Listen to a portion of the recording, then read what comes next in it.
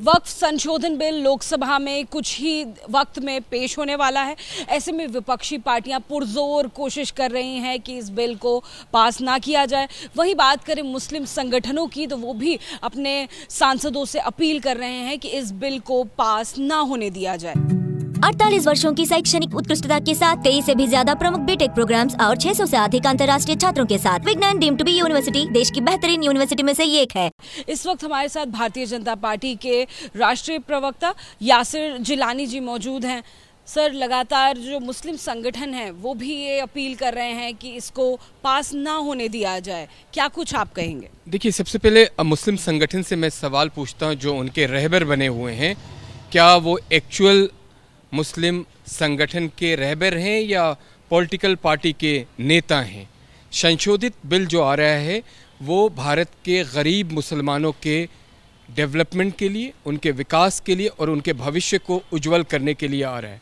9 लाख एकड़ ज़मीन वक्फ बोर्ड उसका मालिकाना हक रखता है। उसको गरीब मुसलमानों के बीच में उसका इस्तेमाल ना करके जो इस तरह के रिलीजियस लीडर जिन्होंने ड्रामा कर रखा है, उन्होंने उस पर अपना अधिकार जमाया और पिछले 60 सालों में वो लगातार अपने आप को अमीर बना रहे हैं और गरीब मुसलमानों को गरीब बना रहे हैं। Yasir ji, All India Muslim Personal Law के जो अध्यक्ष हैं मौलाना खालिद सैफुल्लाह रहमानी जी, वो कह रहे हैं अपने सांसदों से, जो सदस्य हैं, कि वो इसको पास ना होने दिया जाए।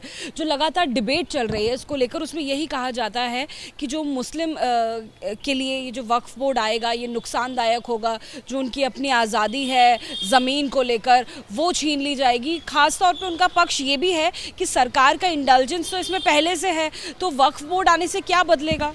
देखिए, 1923 से लेके 2013 तक लगातार इसी तरीके के संशोधन वक्फ में लेके आई हैं सरकारें, लेकिन वो सरकारें तुष्टीकरण की राजनीति का केंद्र बिंदु एक समुदाय को बना के रख रही थी और उन्हीं को सबसे ज़्यादा नुकसान वक्फ बोर्ड से हुआ है। खालिद सैफुल्लाह रहमानी जो इस वक्त अपील कर रहे हैं और जिनके अपील पे लोगों ने, जो खुशियों का त्यौहार है ईद, उसमें काली पट्टी एक नेगेटिविटी फैलाया है भारत के अंदर, वो उसका भी जवाब देंगे। मैं उनसे सवाल पूछता हूँ कि आपको तब नहीं दिखाई दिया जब गरीब मुसलमान सड़कों पे भीख मांगता हुआ दिख रहा था? तब आप वक्फ की 9 लाख एकड़ ज़मीन जो आप उसके मालिक हैं उसका इस्तेमाल करके आपने कभी कोई एक उन गरीब मुसलमानों के लिए अच्छा स्कूल बनाया, अच्छा अस्पताल बनाया, कमर्शियल कॉम्प्लेक्स बनाया? तो आज ये व्यवस्था और ये सारी चीज़ें नहीं होती। ये सरकार वक्फ की ज़मीन आमतौर पे किस लिए यूज़ होती है? क्या उसमें मदरसा या बाकी ऐसी संस्था नहीं बने होते हैं आमतौर पर? देखिए, वक्फ जो अल्लाह की राह पे ज़मीन को दान कर दिया जाता है, वो ज़मीनें हैं। उस ज़मीनों को इन जैसे लोग, मुस्लिम पर्सनल लॉ के बोर्ड के लोग, उन्होंने बेच खाया। ये तो आम मुसलमान उनसे पूछ रहा है। आप बताएं कि आज ट्रांसपेरेंसी लेके आना चाहती है सरकार। अल्पसंख्यक कल्याण मंत्री किरण रिजिजू जी बार बार कह रहे हैं कि औकाफ से रिलेटेड ज़मीन, मस्जिद, मदरसा, किसी को कोई नुकसान नहीं होने जा रहा है। उसकी वो गारंटी दे रहे हैं। बार बार प्रेस कॉन्फ्रेंस करके कह रहे हैं वज़ीर आज़म सबका साथ की बात हमेशा से करते रहे हैं और 140 करोड़ भारतीयों को वो एक तरीके से समझते हैं। कुछ चंद मुस्लिम ऑर्गेनाइजेशन लोगों को भड़का के, सौहार्द बिगाड़ के भारत में एक अफरा तफरी और ख़ास करके मुसलमानों के बीच में अफरा तफरी मचाना चाहती। ये जो संशोधित हुआ जो बिल आ रहा है, जो कल टेबल पे होगा, मुझे लगता है कि भारत के लोग उसका स्वागत करेंगे। भारत के तमाम 140 करोड़ लोग और ख़ास करके मुस्लिम नौजवानों से मेरी अपील है कि आप वक्फ बिल को पहले समझिए, फिर विरोध करिए। एक और क्योंकि बड़ी खबर है ये भी पूछना चाहूँगी। वक्फ बिल संसद में पेश होने से पहले हमने देखा मुंबई में उलेमा और इमामों की एक अहम बैठक हुई और इसमें क्या कुछ कहा गया है, नायडू, नीतीश कुमार समेत जो बाकी सेक्युलर पार्टियां हैं वो बिल के खिलाफ खड़ी हों वरना मुस्लिम सबक सिखाएंगे, ये तक कहा गया है। और ये अलहाज मोहम्मद सईद नूरी ने कहा है। मैं अलहाज मोहम्मद सईद नूरी को चेतावनी देता हूँ, जो भारत की सरकार है वो किसी भी तरह का अगर आप अपराध करने को सोच रहे हैं तो आपको यहाँ की जो पुलिस है, यहाँ का जो एडमिनिस्ट्रेशन है आपको दंडित करेगा। एक बात और नहीं, सबक सिखा के आप धमकी ना दें, एक बात क्लियर है। लेकिन मैं आपसे ये कहना चाहता हूँ कि आप इस तरह की बातें, इसी तरह की बातें, इमाम ऑर्गेनाइजेशन, इसी तरह के जो लोग हैं, उन्होंने 3 तलाक पे भी इसी तरह की धमकियाँ दी थी।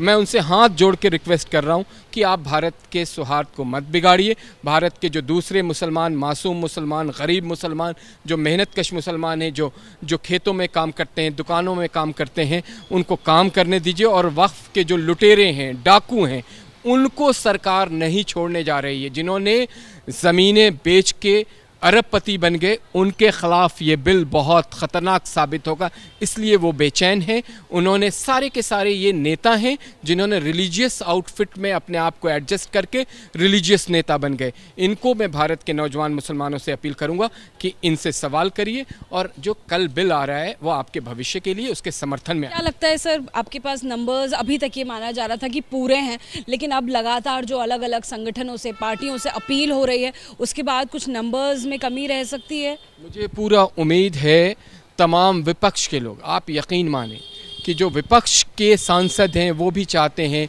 कि वक्फ में संशोधन हो।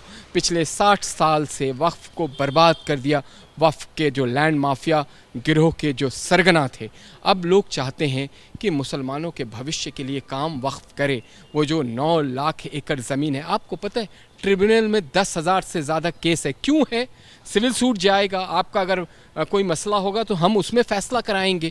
क्यों हम इस तरीके की जो आपने अमेंडमेंट, और बार बार आपने अमेंडमेंट किया, बार बार आपने लगातार चीज़ों को लोगों के सामने रखा है। 1923 से 2013 तक की बात कर रहा हूँ, 55, 56, 57, ये सारे अमेंडमेंट हैं। उस पर चर्चा हो सकती, बड़ी विस्तृत, बड़ा लंबा होगा।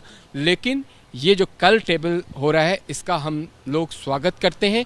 और मैं भारत के ख़ास करके मुस्लिम नौजवानों से अपील करना चाहूँगा आपके ABP के माध्यम से कि आप इनका स्वागत करिए, खुशियाँ मनाइए। ये आपके बच्चों के भविष्य को सुरक्षित और बेहतर बनाने वाला वक्फ बिल होगा। जी, बहुत शुक्रिया ABP न्यूज़ से बात करने के लिए। यासिर जिलानी जी, भारतीय जनता पार्टी के प्रवक्ता, देखिए जाहिर तौर पर आपको बताएं कि अब से कुछ देर में वक्फ का जो संशोधित बिल है वो लोकसभा में पेश होगा। करीबन 12 बजे का वक्त दिया गया है जब इसे टेबल किया जाएगा, और लंबी बहस भी होगी, इसका भी अंदाज़ा लगाया जा रहा है। करीबन 8 घंटे की लंबी बहस हो सकती है, और ये माना जा रहा है कि वक्फ का जो संशोधित बिल आएगा उससे ख़ास तौर पर जो मुस्लिम समुदाय के मध्यम वर्गीय और गरीब लोग हैं उनको ख़ास तौर पर और सीधा फ़ायदा होगा, जो अब तक नहीं मिल पाया है। ज़मीन की स्वतंत्रता जो है वो छीनने की बात विपक्ष कर रहे हैं, उनको छीनने की बात जो मुस्लिम संगठन है वो कर रहे हैं, और लगातार अपील कर रहे हैं मुस्लिम लोगों से, सांसदों से कि वो इस बिल का पुरजोर विरोध करें। अब देखना होगा कि इस बिल का कौन स्वागत करता है, कौन विरोध करता है।